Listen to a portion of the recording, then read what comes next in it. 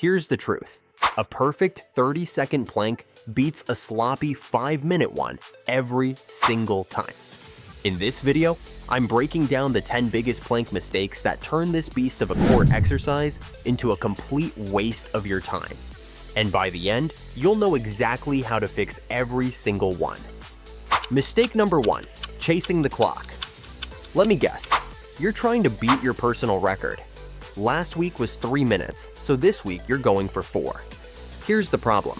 Duration doesn't equal effectiveness. A 4-minute plank with your hips sagging, your shoulders collapsing, and your lower back screaming isn't building core strength. It's building bad habits. Quality over quantity, always. A perfect 30-second plank with maximum tension will build more core strength than a 3-minute disaster where you're just counting down the seconds. The fix. Focus on tension, not time. The second your form breaks, hips drop or shoulders collapse, you're done. Stop treating planks like an endurance competition. They're a strength exercise. Mistake number 2, praying hands. Clasping your hands together like you're making a wish looks innocent, but it's killing your plank. When you interlock your fingers, your shoulders round forward, your elbows flare out, and your core tension disappears. You're basically turning a plank into a relaxed hover. The fix. Forearms flat on the ground, parallel to each other, palms pressing down into the floor or making fists. This position forces your shoulders to stack properly and keeps your entire upper body engaged. It's way more uncomfortable, which means it's working. Mistake number 3, the giraffe neck.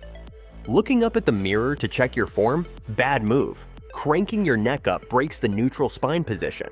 It compresses your cervical vertebrae and shuts down proper core activation. Over time, hello, neck pain.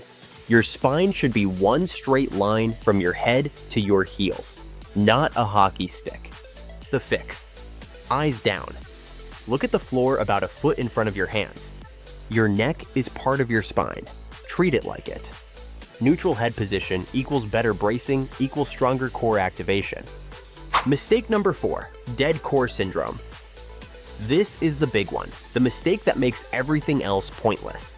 If you're just holding a plank position without actively engaging your core, you're doing nothing. Core strength doesn't come from passive holding. It comes from active tension. The fix. Imagine dragging your elbows toward your toes without actually moving them. Feel that? That's your abs firing. That's tension. Now imagine someone's about to punch you in the stomach. Brace like your life depends on it. That's a real plank, not just hanging out in position. Create tension and maintain it. That's the entire game. Mistake number 5, sinking hips. This is the most common mistake, and it completely defeats the purpose of the plank. When your hips sag toward the ground, your lower back arches. Your abs check out. Your hip flexors and lower back take over. You know that feeling when a plank suddenly gets easier halfway through? Yeah, that's your form collapsing. It's not easier.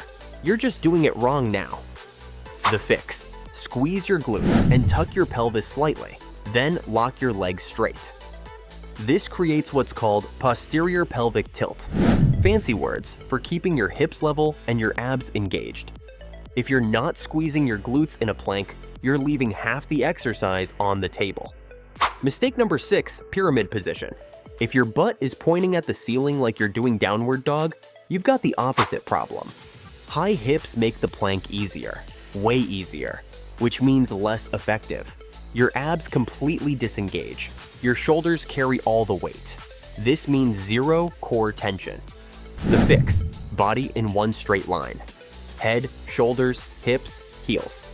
Get someone to film you from the side or use a mirror. If there's a bend at your hips, drop them down until everything's aligned. Straight line equals maximum tension. Mistake number 7, breath holding championship. Holding your breath during a plank is a rookie move. Your core needs oxygen to maintain tension. When you hold your breath, your abs fatigue faster, your form breaks down quicker, and you're making everything harder for no reason. Breathing isn't optional. It's part of the exercise. The fix. Breathe into your belly. Take deep, controlled breaths. Inhale through your nose. Brace your core. Exhale slowly through your mouth while maintaining full body tension. This is called 360-degree breathing. Your ribcage expands in all directions, not just your chest. You'll instantly feel your abs working harder, because they are. Stop treating planks like a free diving exercise. Oxygen is your friend. Mistake number 8, lazy shoulder blades. If your shoulder blades are relaxed and pinched together, you're missing a massive piece of core stability. Your upper back needs to be engaged, not just chilling. The fix: you need to actively push the ground away from you. This creates what's called scapular protraction. Your shoulder blades spread apart and your upper back rounds slightly. Not a full hunchback, just a strong, intentional push. More engagement equals better plank. Simple. Mistake number 9, shoulders to ears. If your shoulders are shrugged up toward your ears, you're dumping all the tension into your traps. Your neck gets tight, your shoulders burn, but your core barely working. The fix: pull your shoulders down and back, away from your ears. Think long neck. Create space between your shoulders and your head. This keeps the tension where it belongs, in your core, not your upper traps.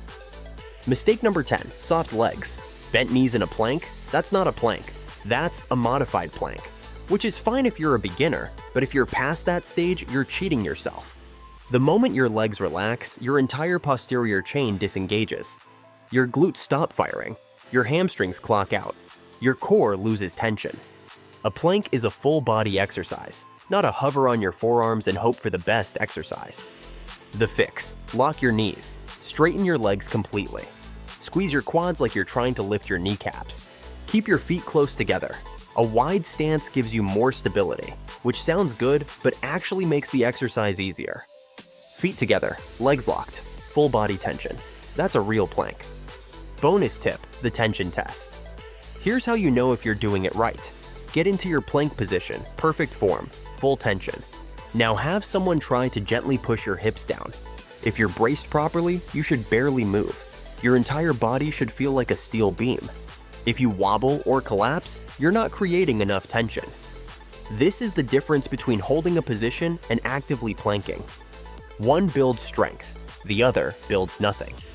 Most people think planks are boring, and they are, if you're doing them wrong. But a properly executed plank with maximum tension and perfect form, that's one of the most brutal core exercises you can do. Your abs should be shaking, your whole body should be engaged. You should feel like you're fighting against gravity with everything you've got. Your action plan. Here's what to do right now. 1. Film yourself doing a plank from the side. You cannot fix what you cannot see. Check for sagging hips, high hips, head position, and shoulder engagement. 2. Focus on one mistake at a time. Don't try to fix all 10 at once. Pick the biggest issue and drill it for a week. 3. Shorten your planks. Seriously, drop the time in half and double the tension. Perfect 30-second planks beat sloppy 3-minute ones. 4. Track quality, not duration. Write down how many seconds you can hold perfect form. When form breaks, you're done. That's your real number. Not some inflated time where you're just suffering through bad positioning. The plank is one of the simplest exercises in existence. No equipment, no excuses. Just you versus gravity. But simple doesn't mean easy, and simple definitely doesn't mean you can half-ass it. Your core is the foundation of every single movement you do in the gym and in life. Squats, deadlifts, pull-ups, even just picking up groceries. It all starts with core stability. And if your plank form is broken, your foundation is broken. So fix these mistakes and watch what happens to your strength. Drop a comment and tell me, what's the longest you can hold a perfect plank? Not a sloppy one, a perfect one. And if you're serious about building real core strength, subscribe. I'll see you in the next one.